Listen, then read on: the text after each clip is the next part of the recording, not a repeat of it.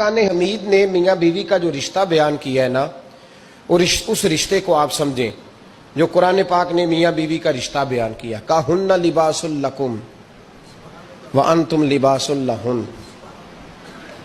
फरमाया बीवियां तुम्हारा लिबास है और तुम उनका लिबास हो।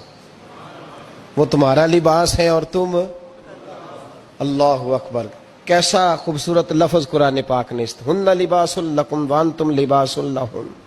फरमाया वो तुम्हारा लिबास है और तुम, समझ आ रही है ना जी बात की, वो तुम्हारा लिबास है और तुम उनका लिबास हो। तीन खूबियां तो हर लिबास में होती हैं।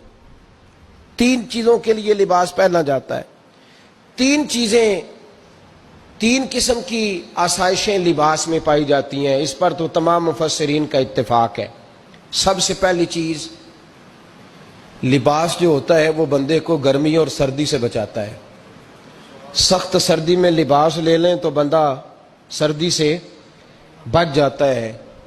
इसका मतलब ये हुआ कि मियाँ बीवी एक दूसरे का लिबास है। अगर बीवी की तरफ कोई तकलीफ आती है तो मियाँ उसको बचाता है, और अगर मियाँ की तरफ कोई तकलीफ आती है तो औरत उसको बचाती है। मियाँ बीवी एक दूसरे का लिबास है। लिबास क्या करता है? लिबास आदमी के ऐब छुपाता है। उसके वजूद पर कितने धब्बे हैं, कितने निशान हैं, वो सारे छुपा लेता है लिबास। मियाँ बीवी एक दूसरे के ऐब छुपाने वाले होते हैं, ऐब बताने वाले, रोना रोने वाले नहीं होते कि बीबी जब भी मेके गई उसने जाके रोना शुरू कर दिया, इतनी मैं तांगो दूसरा है ही कोई नहीं।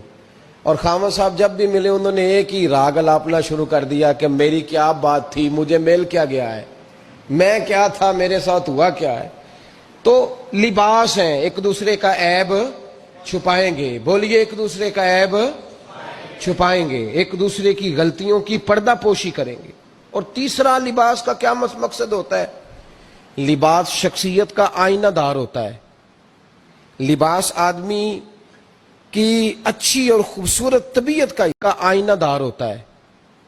लिबास आदमी की अच्छी और खूबसूरत तबीयत का हिस्सा होता है। जो लिबास होता है वो इंसान को जीनत बख्शता है, खूबसूरत कर देता है। सब याद रखें, लिबास आदमी